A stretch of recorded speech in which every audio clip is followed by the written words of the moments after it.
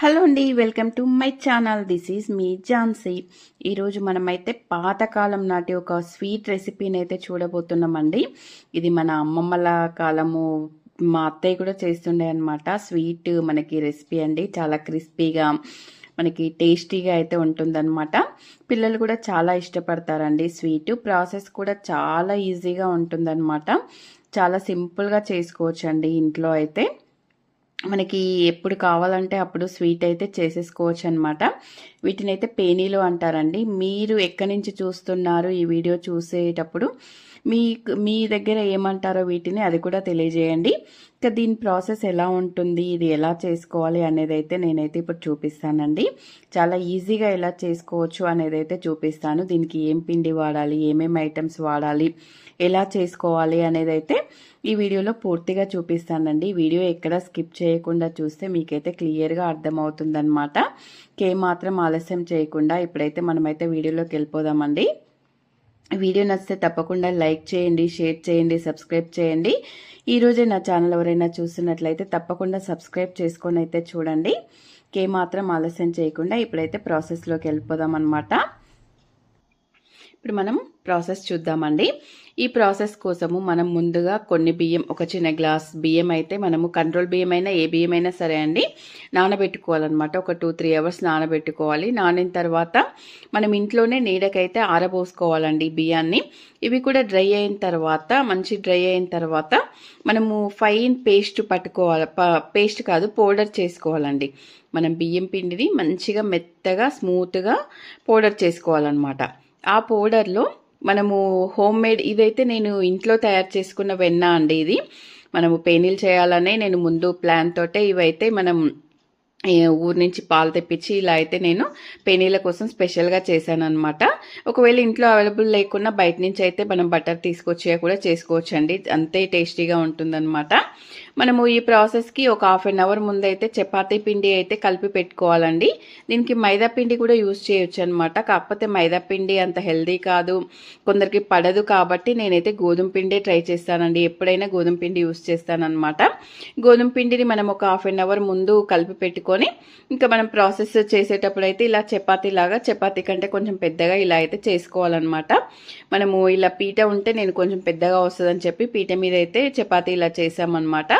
చపాతీ మీద ఇప్పుడైతే మనము ఈ వెన్న పిండి కలిపి పెట్టుకున్నాం కదా, ఆ మిశ్రమాన్ని ఇలా ఈవెన్గా మనమైతే స్ప్రెడ్ చేయాలన్నమాట. చపాతీ మీద అంతా కూడా ఇలా, చపాతీ మీద అంతా కూడా ఇలా స్ప్రెడ్ చేసుకోవాలండి. ఎక్కడ మనకి ఖాళీ ప్లేస్ లేకుండా మంచిగా ఇలా అయితే ఈక్వల్గా స్ప్రెడ్ చేసుకోవాలి. చేసుకున్న తర్వాత ఇప్పుడు ఒక చాక్తో అయితే మనం ఇలా చపాతీ మీద ఒక 1 ఇంచ్ గ్యాప్తో అయితే లైన్స్ కట్ చేసుకోవాలండి. చపాతీని ఒక 1 ఇంచ్ అలా గ్యాప్ వచ్చేటట్టు చూసుకొని మనమైతే చపాతీని కట్ చేసుకోవాలన్నమాట. ఎన్ని లైన్స్ వీలైతే అన్ని లైన్స్ మనమైతే ఇలా నీట్గా కట్ చేసుకోవాలండి. ఇలా కట్ చేసుకున్న తర్వాత ఇలా అయితే మనకి ఇన్ని లైన్స్ వస్తాయి. ఎంత పెద్దగా చేసుకుంటే అంత ఈజీగా, అంత తొందరగా అయిపోతుందండి. చాలా సింపుల్ ప్రాసెస్ అనమాట. కొంచెం టైం తీసుకుంటుంది కానీ చాలా సింపుల్ ప్రాసెస్, చాలా ఈజీ ప్రాసెస్ అండి. మనం ఇలా లైన్స్ అన్నీ కూడా ఇలా చుట్టుకోవాలండి, రోల్స్ చేసుకోవాలన్నమాట. మనము ఒక 2-3 మన లైన్స్ని బట్టి ఒక 2-3 రోల్స్ అయితే చేసేసుకోవచ్చు. మనకు చేస్తున్నప్పుడు అర్థమైపోతుందండి ఎన్ని రోల్స్ చుట్టుకోవాలనేది అయితే మనకు తెలిసిపోతుంది అనమాట. కొన్నిసార్లు మనకి చపాతీ పొడవు ఇట్లా పెద్దగా ఉన్నప్పుడు 2 రోల్సే సరిపోతాయి అనమాట. మనకి 2 లైన్స్ సరిపోతాయి. చిన్నగా ఉంటే 3-4 లైన్స్, అలా ఎన్ని లైన్స్ అయినా మనము ఇలా తీసుకోవచ్చు అనమాట.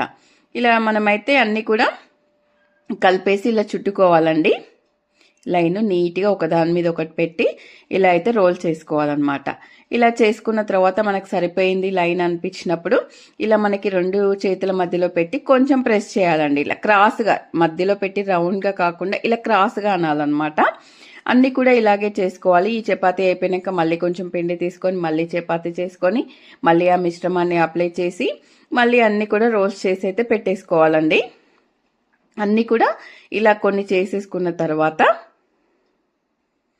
ఇలా వచ్చేసాయండి మనకి. ఇవి మనము ఇలా వచ్చేస్తాయి అన్నమాట. ఇలా ఇవన్నీ కూడా పక్కకు పెట్టుకోవాలి. చూడండి, చూడడానికి ఎంత బాగున్నాయో. ఇవి కూడా మనకి వెన్న మిశ్రమము, పిండి మిశ్రమం ఇలా కనిపిస్తుంది చూడండి. ఇప్పుడు వీటిని కూడా మనము పూరీలాగా ఒత్తుకోవాలండి. ఇక్కడ మనము సేమ్ పూరీలు అయితే ఎలా చేసుకుంటామో పూరీలాగా ఇలా అయితే ఒత్తుకోవాలండి. పలసగా చేసుకోవచ్చు, ఏం పర్లేదు. పిండి వేసి ఒకవేళ మనకి అతుక్కున్నట్టు అనిపిస్తుంది అంటే, ఎందుకంటే వెన్న మిశ్రమం పిండి ఉంది కాబట్టి అతుక్కున్నట్టు ఉంది కాబట్టి కొంచెం పిండి వేసుకుంటూ చల్లుకోవాలండి. అవి పూరీలాగా చేసుకున్నాక ఆయిల్లో ఫ్రై చేయాలి. చూడండి ఇలా లేయర్స్ లాగా వచ్చేస్తుంది మనకి. చూడడానికి కూడా ఎంత బాగున్నాయో చూడండి. చాలా క్రిస్పీగా మనకి ఇలా లేయర్స్ లాగా వచ్చేస్తుందండి.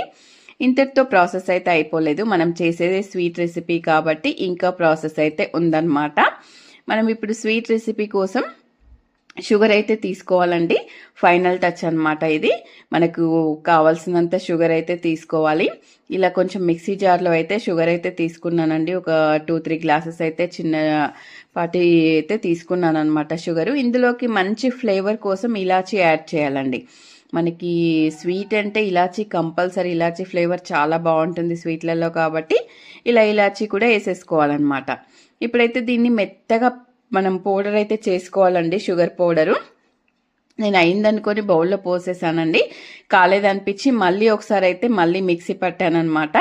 ఇప్పుడు చూడండి ఇలా ఫైన్గా మనకి మంచిగా పౌడర్ అయితే అయిపోయిందనమాట. చాలా స్మూత్ పౌడర్ అయితే వచ్చేసింది. ఇలా పట్టుకోవాలండి. మనము ఇలా బౌల్లోకి వేయగానే మంచి ఫ్లేవర్ అయితే మనకు వచ్చేస్తుందండి. ఇలాచీ వేసాం కదా, ఇలాచీ షుగరు వేసేసరికి మనకైతే చాలా మంచి ఫ్లేవర్ అయితే వచ్చేస్తుందండి.